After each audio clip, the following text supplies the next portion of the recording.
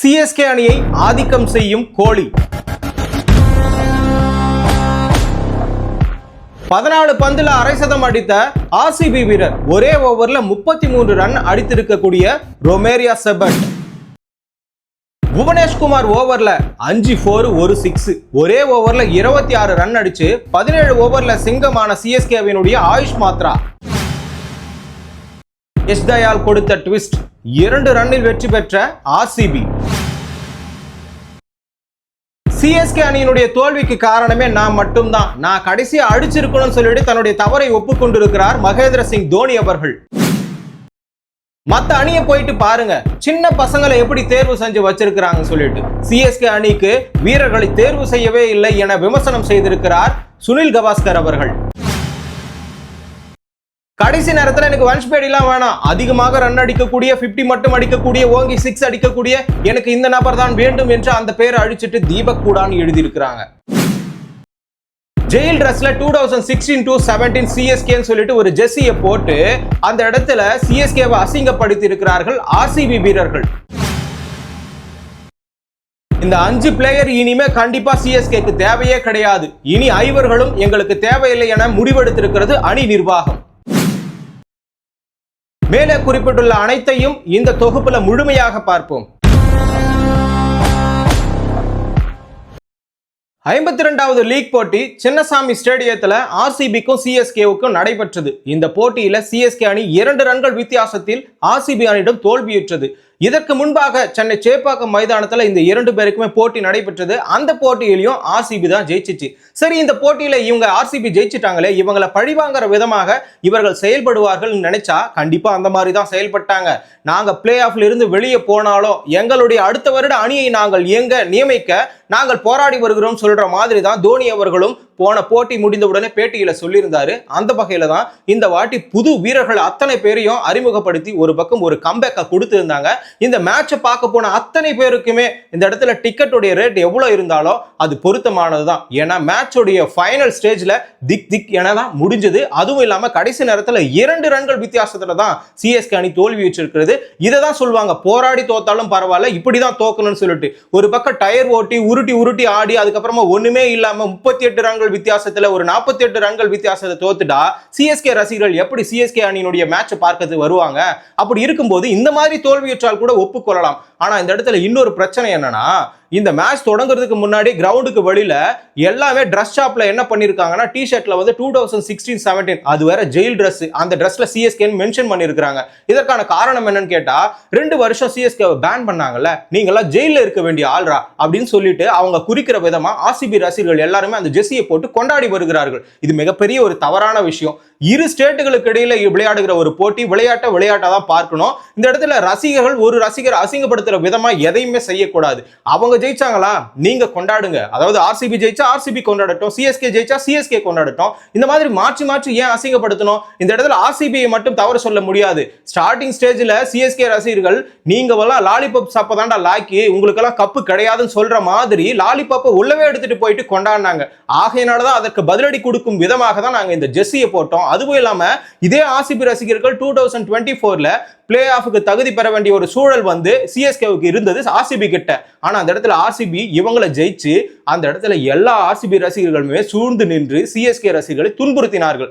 இதுவும் ஒரு கேவலமான விஷயம் தான். இந்த மாதிரி அவலமான விஷயங்களை தவிர்க்க வேண்டும். இது ஐபிஎல்ல நடக்காம விடுறதுக்கான ஒரு சூழல் அமைக்கும். காவிரி தண்ணியை இந்த இடத்துல எடுத்துட்டு வந்திருக்கலாம், இந்த இடத்துல சிஎஸ்கே ஜெயிச்சிருந்தா அந்த அளவுக்கு ஒரு பூரிப்பு இந்த சென்னை சூப்பர் கிங்ஸ் அணியினுடைய ரசிகர்கள் எல்லாருக்குமே இருந்தது. ஆனா இந்த இடத்துல ஆர்சிபி கிட்ட தோல்வி அடைந்து விட்டார்கள். அப்படி மேட்ச்ல என்னதான்ப்பா நடந்தது? தொடக்கத்துல டாஸ் விழுந்ததுமே தோனி அவர்கள் பேட்டிங் எடுப்பாங்கன்னு நினைச்சாங்க. ஆனா அந்த இடத்துல பேட்டிங் எடுக்கல. மழை பெய்யக்கூடிய ஒரு சூழல் இருந்தது. அந்த மழையினால மேட்ச் நிற்கக்கூடிய ஒரு சூழல் வரும். உடனே டக்வர்த் முறையில வந்து மேட்ச் இவங்களுக்கு வின்னு அறிவிக்கப்படும் அப்படின்னு சொல்லிட்டு நம்ம செகண்ட் பேட்டிங் எடுக்கலாம் முடிவு பண்ணி தான் டாஸ் ஜெயிச்சு கூட ஃபீல்டிங் எடுத்தாரு நம்மளுடைய தோனி அவர்கள். அதே ஒரு பொசிஷன்ல தான் யார் வந்திருக்கிறது, ரஜித் பட்டிதாரோ அப்படிதான் வந்திருக்கிறாரு. நல்ல ஒரு கேப்டன்சிங்க. ஆர்சிபிக்கு எவ்வளவோ கேப்டன்கள் வந்து போனார்கள். அதே மாதிரி நிறைய பிளேயர்கள்லாம் வந்து போனாங்க. 3 முறை வந்து ஃபைனல் வரைக்கும் போனாங்க. ஆனா அவங்களால கப் அடிக்க முடியல. 18 வருஷமா அவங்களோட அவர்களுடைய கனவு தகர்க்கப்பட்டிருக்கிறது. கோலி கூட சொன்னாரு, ரஜத் படிதார் ஒரு சிறந்த கேப்டன், அவர் ரொம்ப அருமையா வழி நடத்துகிறாரு, அவருடைய செயல்முறை பயங்கரமா இருக்குது. சோ இந்த வாட்டி நாங்க கப் அடிக்கிறது உறுதி, ஈசலா கப் நமது என்ற வார்த்தையை இந்த வாட்டி மறந்துட்டாங்க. ஏன்னா கப் அடிச்சுட்டு ஈசலா கப் நமதுன்னு சொல்லணும்ன்றதுக்காக தான் அந்த வார்த்தையை இன்னும் ஒழிச்சு வச்சிருக்காங்க. அந்த வகையில பார்க்கும் பொழுது இந்த வாட்டி ஆர்சிபியினுடைய செயல்பாடு மொத்தமாக பயங்கரமாவே இருக்கிறது. தொடக்கத்துல கலீல் அகமது ஓவர் வீசினாரு, அந்த ஓவர்ல ஒரு 6 ஒரு பவுண்டரி சொல்லிட்டு பெத்தல் அவர்கள் பொளந்து கட்டினார். சால்ட் இல்ல, இருந்தாலும் பெத்தலோ அதற்கு ஈக்குவலாக ஆடும் விதத்துல தான் அவருடைய பேட்டிங் ஸ்டைலே இருந்தது. விராட் கோலி கூட சும்மா இல்ல, அன்சுல் கம்போஜ் ஓவர்ல ஒரு 6 அடிச்சு அவருடைய ஆட்டத்தை அவர் ஆரம்பிச்சாரு. இப்படிதான் கிட்டத்தட்ட 10 ஓவருக்கு 94 ரன்கள். அதுலயும் குறிப்பிட்டு சொல்ல போனா 74 ரன் வந்து பவர் பிளேலயே அடிச்சு குவிச்சிருந்தாங்க ஆர்சிபி அணி. அந்த இடத்துல 4வது ஓவர்ல இந்த அன்சுல் கம்போஜ் ஓவர்ல ஒரு கேட்ச் வந்தது, யாரு பெத்தலோடையது. ஆனா அந்த இடத்துல ஜடேஜா புடிக்க வேண்டியது புடிச்சது, அதை வந்துட்டு பத்திரானா அவர்கள் தடுத்து ஒரு பக்கம் அந்த கேட்சை தவற விட்டுட்டாங்க. இந்த வாய்ப்பு தான் வந்து அதிகமான ரன்களை எடுத்துட்டு போக ஒரு வாய்ப்பாக அமைந்து விட்டது. அதன் மூலமாக தான் ஒரு பக்கம் 33 பாலுக்கு 55 ரன்கள் பெத்தல் அவர்கள் அடிச்சிருந்தார். 10வது ஓவர்ல பத்திரானாவே மீண்டும் வந்து எடுத்துற அது பிராவிஸ் அவர்கள் குட்டி ஏபிடினா சும்மாவா, அப்படி பிடிக்கப்பட்ட பந்து அந்த கேட்ச் பிடிச்ச உடனே தோனியும் கொண்டாடுறாரு, கிட்ட வந்து அவரை பாராட்டிட்டு போறாரு. அதற்கான காரணம் என்னன்னா பறந்து வந்து பிடிச்சிருப்பாரு ஏபி டிவிலியர்ஸ் தான், வேற யாருமே கிடையாது. சவுத் ஆப்பிரிக்கால இருந்து கிளம்பி இருக்கக்கூடிய இந்த பிராவிஸ் உண்மையாகவே அடுத்த ஏபிடி தான், அடுத்த ஜடேஜா தான் வேற சொல்லி இருக்கிறாங்க. ஏன்னு பாத்தீங்கன்னா அந்த இடத்துல பெங்களூர்ல அவ்வளோ கிரவுட் சத்தம் இருந்தது ஆர்சிபிக்கு சப்போர்ட்டா. ஆனா இந்த இடத்துல இந்த கேட்சை பிடிச்ச உடனே ஒரு சைலண்ட் ஏற்பட்டுச்சு பாருங்க. அந்த சைலண்ட் வந்து அந்தந்த மண்ணுக்கு இருக்கிறவங்களுக்கு தான் அது தெரியும். ஏன் சிஎஸ்கே இங்க ஆடும்போது ஆர்சிபி அடிக்கும் போது சிஎஸ்கேவே சைலண்டா தானே இருந்தது அந்த ரசிகர் கூட்டமே. அந்த மாதிரி ஒரு சூழல் ஆர்சிபியில பார்க்கும் பொழுது அவ்வளவு சந்தோஷம் எல்லாருக்குமே இருந்தது. அதற்கான காரணம் பிரேவிஸ் உடைய விக்கெட்டை எடுத்தது தான். அந்த இடத்துல ஹிங்கிடி வேற தொடர்ந்து விக்கெட்டுகள் எடுத்தார் பாத்தீங்களா உடனுக்கு உடனே. அந்த இடத்துல எல்பிடபிள்யூ வேற ஆனது, அது ஒரு சிக்கல்ல போய் முடிஞ்சது. ஏன்னு கேட்டீங்கன்னா அந்த இடத்துல வந்து டைமிங் காட்டணும், எதுக்கு ரிவ்யூ எடுக்கிறதுக்கு. ஆனா அந்த இடத்துல டைமிங் அந்த டிஸ்பிளேல காட்டல. இது வேற ரவீந்திர ஜடேஜா ஒரு பக்கம் பொங்கி எழுந்தாரு. ரோஹித் சர்மாவுக்கு ஒரு சட்டம், எங்களுக்கு ஒரு சட்டமா? ஏன்னு கேட்டீங்கன்னா ரோஹித் சர்மா ஒரு நேரத்துல வந்து 0 பாயிண்ட்டுக்கு வந்த பிறகு ரிவ்யூ எடுப்பாரு, அதை அம்பையர் ஒத்துக்கிட்டாரு. அம்பானியோடைய டீம்ன்றதுனால நீங்க ஒத்துக்கிட்டீங்களா, இப்ப நாங்கன்றதால எங்களை ஒத்துக்கலையான்னு சொல்லிட்டு ஒரு விமர்சனம் வேற எழுந்தது. ஆனா அந்த வகையில பார்க்கும் பொழுது அந்த இடத்துல டைமர் போட்டிருக்கணும், போட்டுருது அதுக்கப்புறமா வந்து 0 ஆயிட்டு இருந்தா நீங்க கேள்வி கேட்டிருக்கலாம். அந்த இடத்துல டைமரும் போடல. அப்படி இருக்கும்போது பிரேவிஸ் உள்ள இருந்தா கண்டிப்பா ஆர்சிபிக்கு வெற்றி கிடைத்திருக்காது அப்படின்னு சொல்லிட்டு எல்லா மக்களுமே விமர்சனம் எழுப்பி இருக்கிறார்கள். அது மட்டும் இல்லைங்க, நிறைய ஒரு தாறுமாறான விஷயங்கள்லாம் நடந்தது.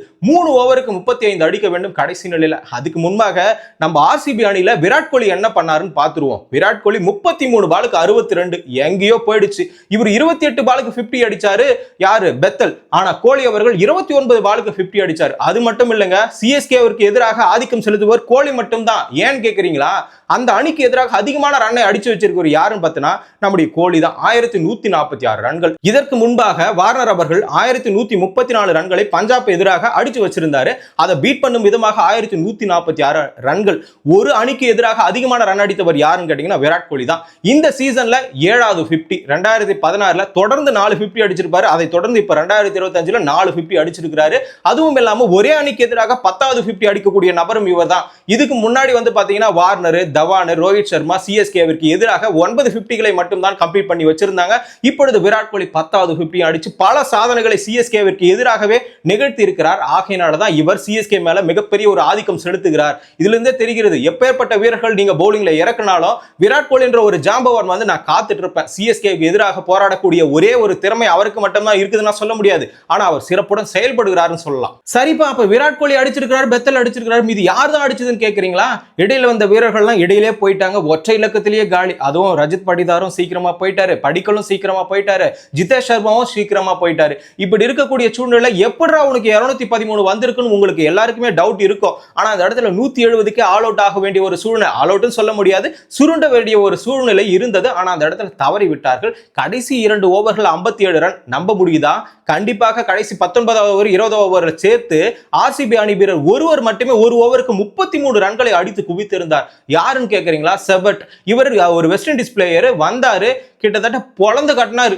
அது வரைக்கும் ஒரு 2 பவுண்டரி 2 6 கடைசி ஓவர்ல, அதுக்கு முன்னாடி 3 பவுண்டரி 2 6 சொல்லிட்டு ஒரே ஓவர்ல 33 ரன் அடிச்சு ஒரு பக்கம் சாதனை. இதெல்லாம் 14 பாலுக்கு 50 வேற அடிச்சிருந்தாரு. இப்படி அடிச்சிருக்கக்கூடிய நிலையில தான் 213 போயிட்டு நின்னது. 5 விக்கெட்டுக்கு 20 ஓவர் கம்ப்ளீட் ஆயிருக்கு. 214 அடிச்சா வெற்றி என்ற இலக்குடன் ஒரு பக்கம் சிஎஸ்கே அணி வீரர்கள் கம்பேக் கொடுக்குறாங்க.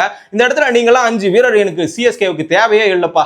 யார் இப்படி சொல்றாங்கன்னா சிஎஸ்கேவில் இருக்கக்கூடிய ரசிகர் கூட்டம் தான் இந்த மாதிரி சொல்லுது. அஸ்வின் வேணாம், விஜய் சங்கர் வேணாம், ஒரு பக்கம் ராகுல் திரிபாதி வேணாம், கான்வே வேணாம், இந்த மாதிரி எல்லாருமே வேணாம், தீபக் கூட முக்கியமாக வேணாம். இதுல வேற வன்ஷ்பேடியை தூக்கிட்டு கடைசி நேரத்தில் தீபக் கூட வேற போட்டாங்க. ஏன்னா இவர் தான் அதிரடியாக ஆடக்கூடிய ஒரு பேட்ஸ்மேன்ல, 50 அடிப்பாரு, ஓங்கி ஓங்கி அடிப்பாரு. பேட்டிங் ஆடலனா கூட பரவாயில்லைங்க, ஒரு பக்கம் ஃபீல்டிங் ஒழுங்கா பண்ணா போதும். தோனியோட மிகப்பெரிய பிளஸ் பாயிண்ட் என்ன தெரியுமா? அணியில் இருக்கக்கூடிய ஃபீல்டர்களை சரிசமமாக செயல்படுத்தி அந்த ஃபீல்டிங்ல ஒரு 20 ரன்களை சுருட்டும் போதே அடுத்த வீரர்கள் அதை அடிக்க முடியாம தடுக்கலாம். அப்படி இருக்கக்கூடிய சூழ்நிலை ரன்னும் அதிகமா போகாது. நீங்க 20 ரன்னை சேவ் பண்ணிருக்கீங்க, இன்னும் கிட்டத்தட்ட நாம வந்து சுருட்டி எடுத்துடலாம். பேட்ஸ்மேனுக்கு பயம் ஏற்படும். இதுதான் அவருடைய மொத்த பிளஸ் பாயிண்ட்டுமே. இந்த இடத்துல ஃபீல்டிங்கே சரியில்லை. 10 ரன் ஒரு பக்கம் கேட்ச் விட்டாரு, தீபக் கூட ஒரு பக்கம் கேட்ச் விட்டாரு, ரன் மிஸ் பண்றாங்க, ஃபீல்டிங் 4 போகுது, எல்லாமே நடக்குது. இப்படி இருக்கும்போது தோனி மட்டும் என்ன பண்ணுவாரு?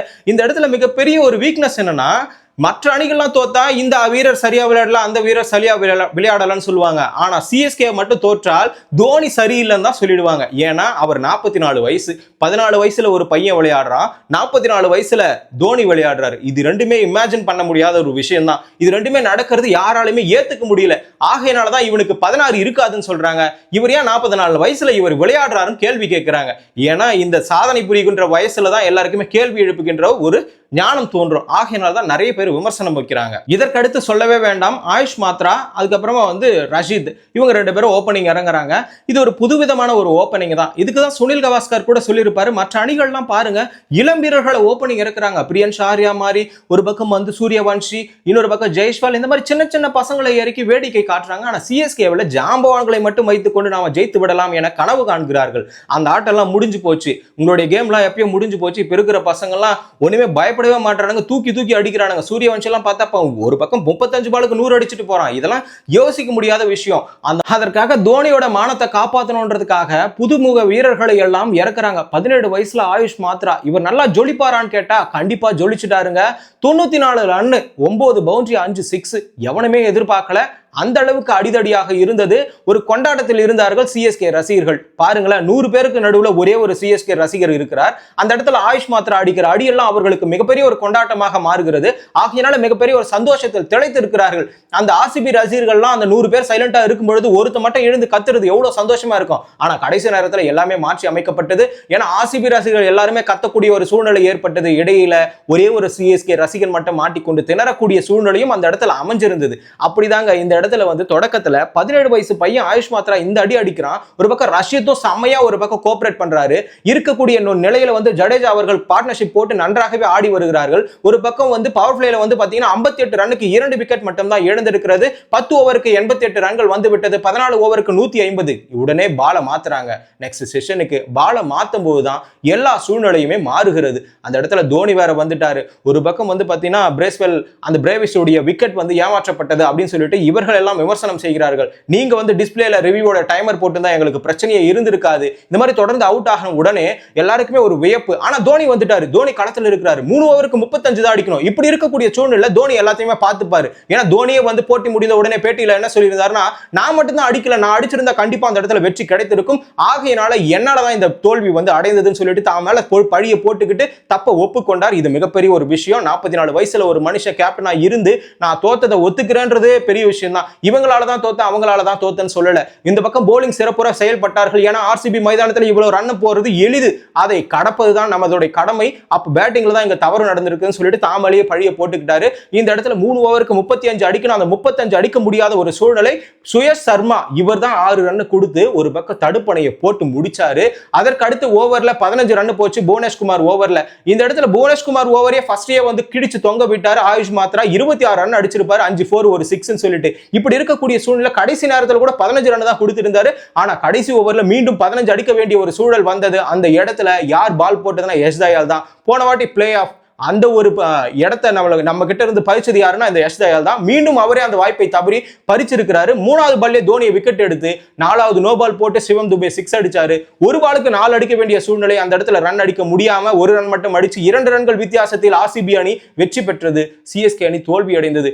இதன் மூலமாக பல விமர்சனங்கள் எழுந்து கொண்டே இருந்தது.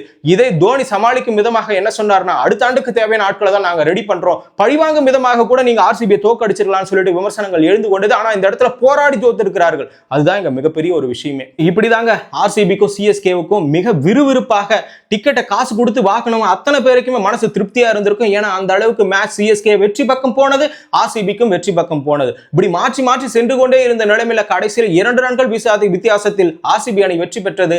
ஆர்சிபி அணி வீரர்கள் கொண்டாட்டத்தில் ஈடுபட்டார்கள். இந்த இடத்துல அவங்க ஜெயில் ட்ரெஸ் போட்டது மிகப்பெரிய ஒரு தவறு. அதற்கு முன்பால் லாலிபப் சப்புன்னு சொன்னது அதை விட மிகப்பெரிய ஒரு தவறு. ஒரு இரு நாடுகளுக்கு இடையில் நடைபெறவில்லை, இரு மாநிலத்துக்கு இடையில் தான் போட்டி நடைபெறுகிறது. நாம பாகிஸ்தான் இந்தியா கிடையாது. இங்க இருக்கக்கூடிய பெங்களூரும் ஒரு பக்கம் தமிழ்நாடு தான். ஸ்போர்ட்ஸ்மேன்ஷிப் ஸ்பிரிட் இருக்கணும். அந்த ஸ்பிரிட் இருந்தா மட்டும்தான் இந்த இடத்துல எல்லாருமே நன்றாக விளையாட முடியும். அடுத்த ஐபிஎல் வளருவதற்கு இது அடித்தளமாக அமையாது. இந்த மாதிரி சண்டை போட்டுக்கிட்டா அசிங்கப்படுத்துறது, இந்த மாதிரி வீரர்களை அசிங்கப்படுத்துவது, டி-ஷர்ட்ல போட்டு கேலி பண்றது, நீங்க லாலிபப் சப் பண்றது, 18 வருஷமா அவ கப் அடிக்காம ஒருத்தனுக்கு சப்போர்ட் பண்றானா அதுவே மிகப்பெரிய ஒரு விஷயம் தானே. அதை பாராட்ட வேண்டும். 5 கப் அடிச்சுட்டு ஒரு முறை இவங்க தப்பா விளையாடுறாங்கன்றதுக்கே இவ்வளவு விமர்சனம். பாதி பேர் தோனியை ரசிக்கிறாங்க, பாதி பேர் தோனியை திட்டுறாங்க. ஆனா அந்த இடத்துல 18 முறை ஒருத்த கோப்பையே அடிக்கல. ஆனாலும் அந்த மண்ணில் அவனுக்கு மிகப்பெரிய ஒரு வரவேற்புரை. டெல்லி கூட எனக்கு அடுத்த தாய் மண் தான், எனக்கு பெங்களூர் தான் முதல் மண் சொல்லக்கூடிய அளவிற்கு பாசத்தை பொங்கி புழிஞ்சிருக்கிறார்கள். அந்த வகையில ஆர்சிபி இந்த முறை கோப்பை அடிக்குமா அடிக்காதான்னு சொல்லிட்டு நீங்க கமெண்ட்ல சொல்லுங்க. ஐபிஎல் நிகழ்வுகளை தொடர்ந்து தெரிஞ்சுக்கணுமா தமிழரசன் பாரிவல் சேனலை ஃபாலோ பண்ணுங்க.